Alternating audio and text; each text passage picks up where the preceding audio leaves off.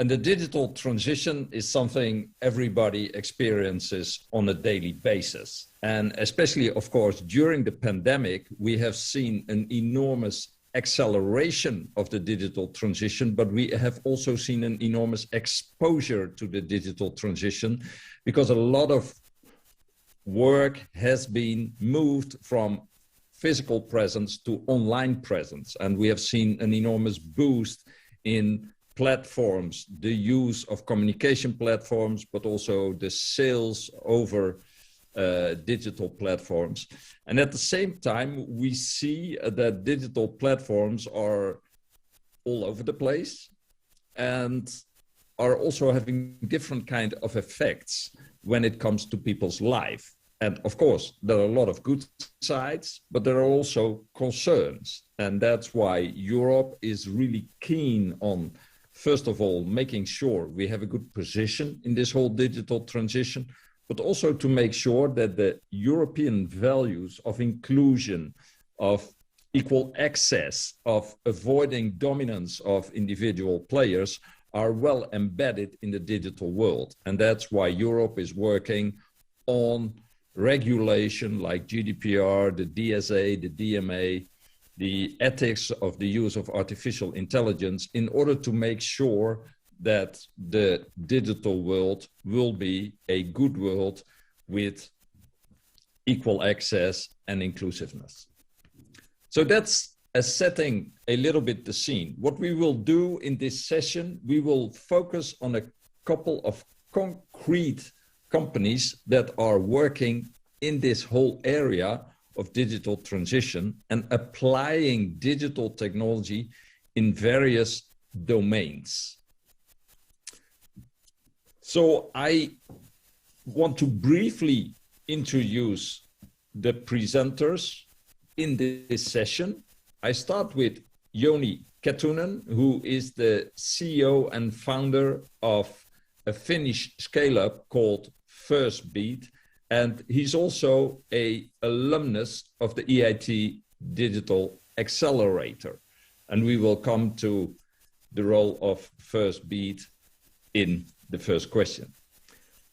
Then I'm very happy to have Marc Julien, who is co-CEO of a French scale-up, Diabeeloop.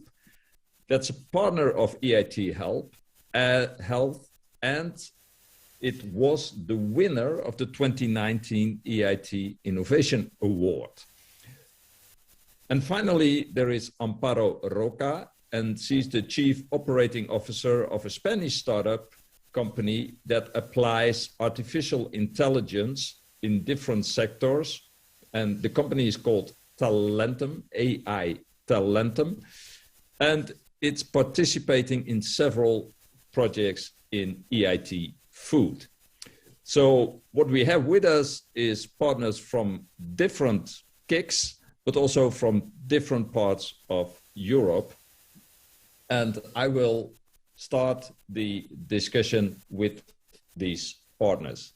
Before doing so, the audience, of course, has the possibility of asking questions. You can type in those questions and then they will be forwarded to me, and I will be able at the end of this session to select a few of those questions and ask them to the panelists.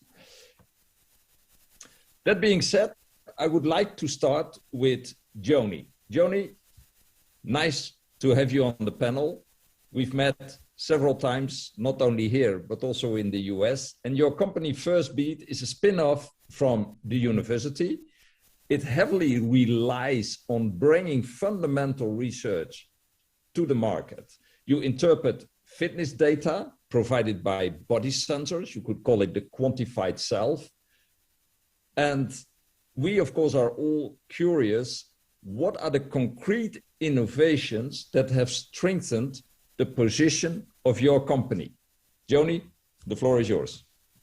Thank you, William. So we at Firstbeat, we apply physiological measurements and advanced analytics to provide personal insights into how to improve our personal well-being, health, and performance. And for that purpose, we have created a Procreate platform that is designed for more serious use than the consumer wearables.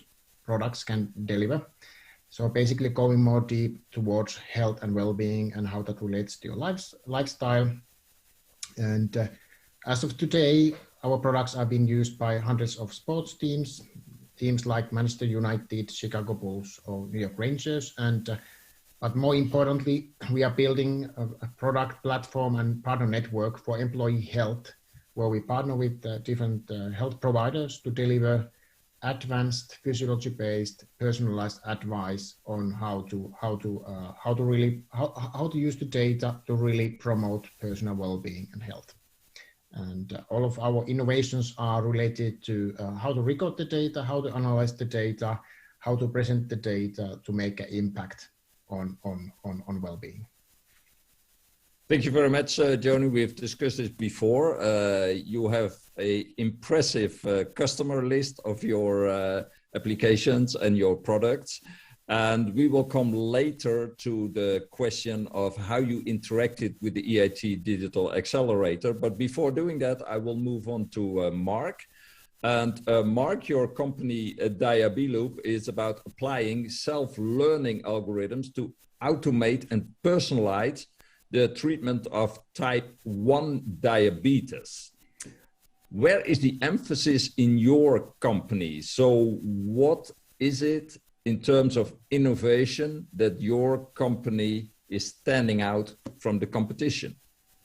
Well, thank you very much, Willem, for this opportunity to interact with everybody in the crowd. Yes, indeed, we have a revolutionized innovation that transformed the life of patients with type 1 diabetes. And the core of our technology is around artificial intelligence, machine learning, and auto learning. Basically, the system works as such. It gets the glycemia information, so the level of sugar that the patient has in his body every 5 minutes, calculate the exact amount of insulin that the patient needs through those systems you just described, and then give the order to the insulin pump to deliver that insulin. And so where the patient normally has to take around 100 decisions per day and per night on his treatment, our system make it all automated. But not only automated, but also personalized, as you said, because in it, there's some auto-learning system that check that the parameters are fit for that person. And if it's not, then automatically adjust those parameters to make sure that the treatment is fully adapted and personalized for that specific patient. And this is, this is a major revolution because it's the first time that a treatment, a drug is being delivered by an artificial intelligence, by a machine learning system, without intervention of a human being a doctor or a patient. It's all the treatment is all automated. And as you can imagine, that means that the patient can start living without interruption their life. Mark, it's really impressive. I think everybody knows someone who has diabetes and knows the cumbersome injections that have to be done several times a day. And if you can have a completely automated system to replace that, you indeed enhance the quality of life of those patients enormously. So this is a very impressive progress that you see by applying digital technology. I will move on to Amparo. Amparo, your company, AI Talentum, and I really like the name because the word talent is there, and EIT is also all about talent. Yes. Your company is about designing and developing artificial intelligence algorithms for predictive models that facilitate and automate decision-making processes. Well, that's a whole thing. You apply this in the context of EIT Food to specific food applications. Please tell us a little bit more. What are you exactly doing and what is the innovation you bring here to the table? Of course. Well, we have worked in different areas of the food sector, but I would say the most important innovations are those in the fields of food safety and personalized nutrition. Regarding the first one, having robust and rapid methods for the detection of potentially harmful bacteria linked to food is really a strong need for the food industry. But before any rapid method can be implemented by the industry and used in food processing plants, it needs to be validated in a lab. Time is money, and this process also the risk of having to recall contaminated products that are big food processing companies spend on average about 50,000 euros per year per company for the validation. And at Talentum, we have developed an algorithm to speed up the validation of new rapid methods for the detection of salmonella. Now, salmonella is a common cause of foodborne disease outbreaks. Only is reported each year.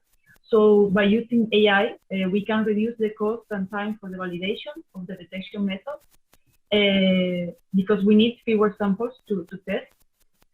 And this algorithm was validated by the University of Turin and also was validated by PepsiCo, which tests a solution that made possible to have the validation results in 24 hours instead of days. And it was tested in two common food products, minced meat and meat powder. And regarding personalized nutrition, we use the AI to give personalized recommendations through a nutritional chatbot. This chatbot is integrated into a platform which contains a wide range of data about the profile of the user, family size, age, gender, food, allergies. In addition to better understand the user's diet and make sure the advice they receive is tailored, we also analyze their grocery receipts. So we help them to improve the nutritional habits and diet.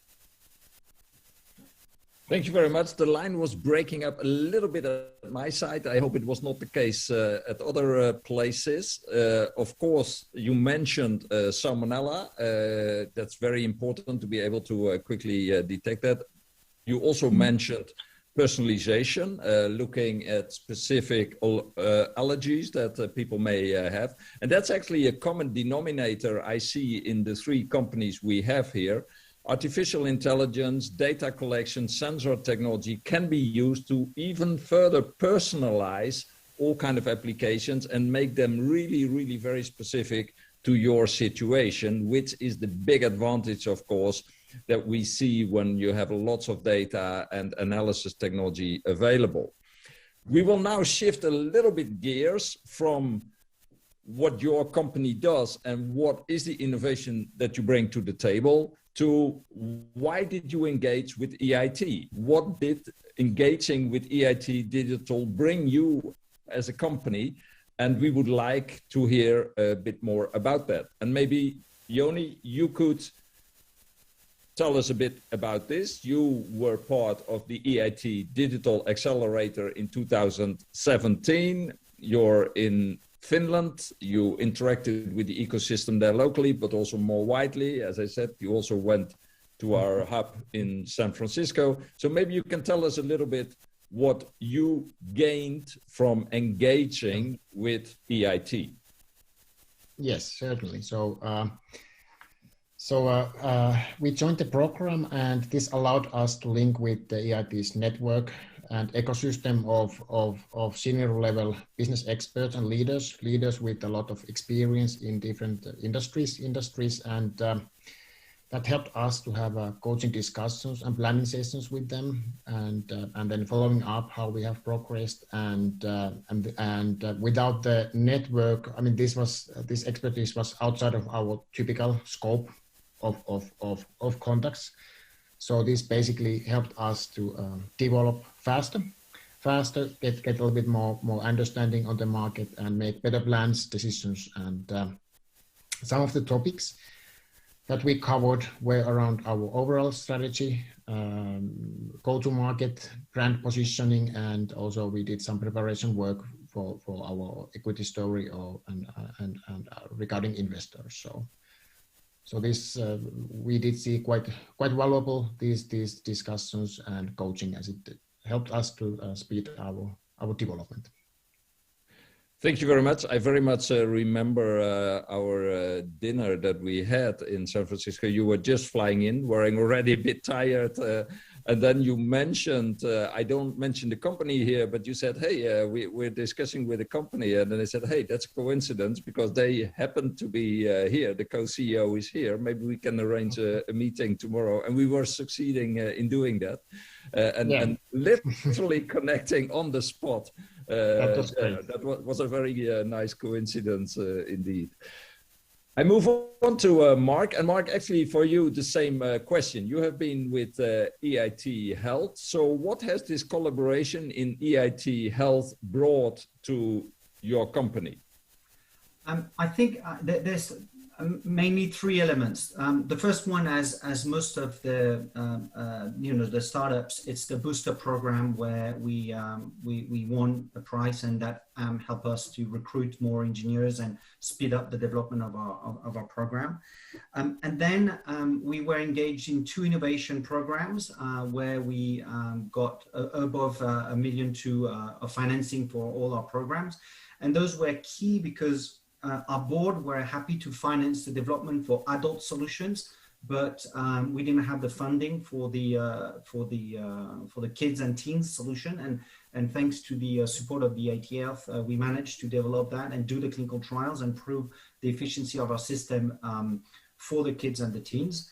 Of course, it's not just about the money, it's also about the connection that you get. And with that, we managed to connect with a number of companies with whom we continue working quite intensively and even support us in developing our business in some geographies. And I just want to mention one, which is quite key in the EIT Health program, is Profile, the company called Profile, a German company that is specialized in doing clinical trials for in the diabetes world. Of course, the other one is the University of Leuven, with whom we are running a number of clinical trials, and where I know that EIT Health is sponsoring a number of PhD there, and I'm sure our clinical trials were followed by some of those PhDs, which I'm delighted that we could also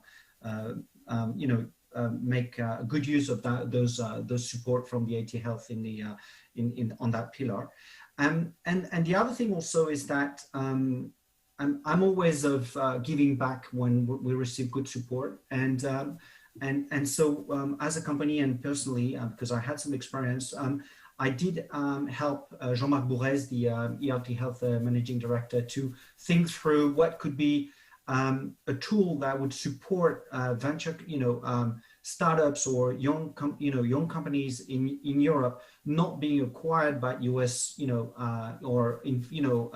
by US companies, but actually being able to scale up. And so we thought through and where kind of a use case for the VCOE program, which you probably all know now, which is an amazing program to reinforce equity and capital in startups to make sure that they can scale up and prosper and foster in Europe. And I was delighted to be also being able to participate in that think tank to put the foundation of that program. So a lot of excellent relationship with the EIT Health, and looking forward for more. Thanks, Mark. Indeed, the program you mentioned, where also the EIF, of course, is an important actor, and it focuses on indeed assuring that we can scale in Europe and that we also build a strong technology base in Europe. And of course, the whole topic of technological sovereignty or digital sovereignty plays an important role there. And if you are not aware of this, I say this for the audience, please Google. It's the EIF, the EIT, EIT Health, and it's really a good initiative to team up to build also the financial firepower to scale companies in Europe. So thanks very much for bringing that up, Mark. Amparo, we move quickly on to the work that you did together with EIT Food, and maybe you can stress also a little bit on what the ecosystem specifically brought to you. Yes, of course. Well, we benefit from EIT Food in several ways. We are a part of EIT Food Association of Mature Scale-Ups, the Rising Food Stars, where EIT Food helps each company to scale to the next level, to become the international game changers of the future. And being part of this ecosystem helps boost our company by giving us a European dimension. We started from thinking and acting local to thinking and acting global. So we have been able to grow our team. When we joined EIT Food, we had 6 people working in the company. Now we are 10, and we expect to have around 13, 15 employees by 2022. Also, being part of an international ecosystem like this gives us the opportunity to contact with different players of the food sector, from universities to big companies. So you have the chance to be in personal contact with big players and discuss the idea of companies such as PepsiCo, I mentioned before, probably we will have been very deep in this ecosystem. And we also value very much the opportunity of taking part in cross-key projects. We are working on the design of 2 aspects inside the cross-key project between EIT Food, EIT Digital, and EIT Manufacturing. It develops when you have partners active in food, in digital, and manufacturing. And last but not least, we have access to around 200,000 euros of funding only last year. So it is a crucial point for startups like us that many times do not have enough resources to make our innovations come true. So briefly, this is the benefits we have get from EIT. Thanks very much for sharing this. I'm now looking at questions that are coming from the audience. I have a first question here for Joni, and that's focusing on what, in your view, can European policymakers do to make it easier for your company to grow in Europe? Yeah. So basically, preventing health problems, so basically making people healthier should become, and keeping people healthy should become better business than reactively treating people when they are sick.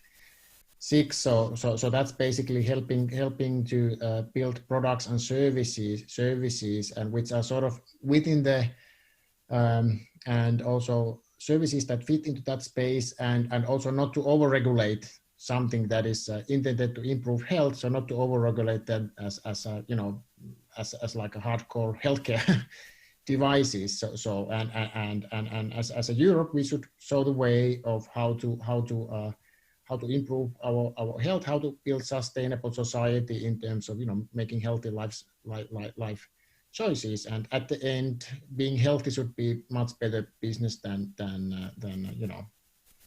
reactively reacting when things are not good. Both sides are needed, but that's a clear message to the policymakers. Put more of your money on the prevention than on the cure, so to say. Another question, and that comes to you, Mark, and that was probably triggered by your mentioning of the European situation when it comes to scaling and to money. What should Europe do? What should European investors, corporates, policymakers do to mobilize more money behind startups and scale-ups in Europe?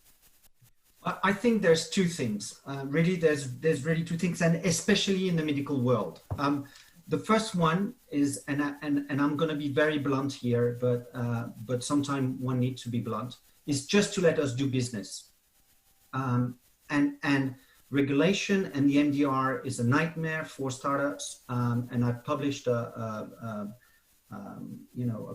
Tribune 2 weeks ago about it. And the other thing is the access to market is also a nightmare, because we've got 27 different market access for each of the countries. And if Europe could, harmonize and help startups to actually develop and move forward and not, limit their development, that would be already a huge, move forward. And you don't see that in the US, you don't see that in other part of the world, just in Europe. So that's the first one. The second one is, I think, some of the moves that has been done by the EIT Health and the EIF, starting to think scale up at a European level rather than at the national level, and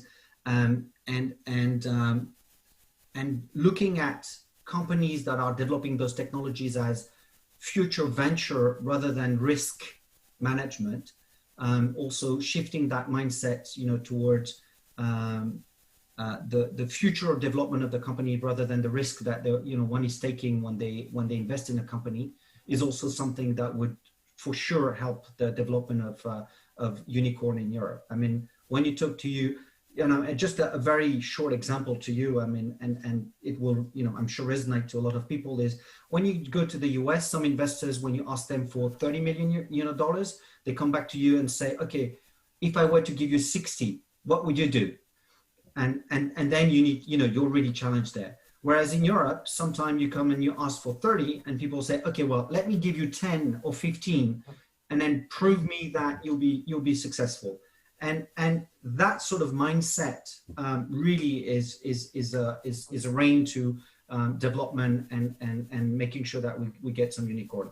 And then, of course, I'm not going to talk about the issue about the exit, where of course the capital market in the US is way more developed than the capital market in Europe, and the secondary market is way more developed in the US than in Europe, and also that is a limiting factor for companies to actually accelerate and get financing.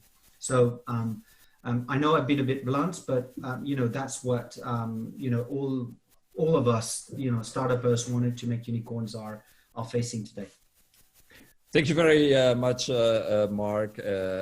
We recognize all that are in this field, the elements that you bring to the table. It's also a mindset. It's a culture of risk and indeed being bold. We are maybe a little bit too modest in many ways, and also in this way in Europe. So we should be maybe a bit more confident on what we have, because we have a lot of things to bring to the table. If you look to the pandemic, for example, it was with European R&D money that the most successful Pfizer vaccine is out there. So we have a lot to bring to Europe. At the same time, you would also love to scale that and bring that to the market in Europe on these research results. Unfortunately, time is always flying, and I have to wrap up this session. It's really been a pleasure to have you here, because you see that digital technology is really all over the place and is really in many ways affecting all kinds of applications in different domains. It also shows that companies that are growing and accelerating their growth really are looking at a European level and are benefiting from a European ecosystem and powerhouse like EIT, and we're happy to see that. I thank you for being here. I wish you, of course, a lot of success. I wish you a lot of success in growing your companies and going to the markets. And of course, we will meet each other in different settings in the EIT ecosystem. And once again, thanks for being here. And I will now hand over to my colleague, Diego, and Diego will talk about the other big transition that we are facing as a society, and that's the green transition. Once again, thanks. I say goodbye here, and Diego, enjoy your session.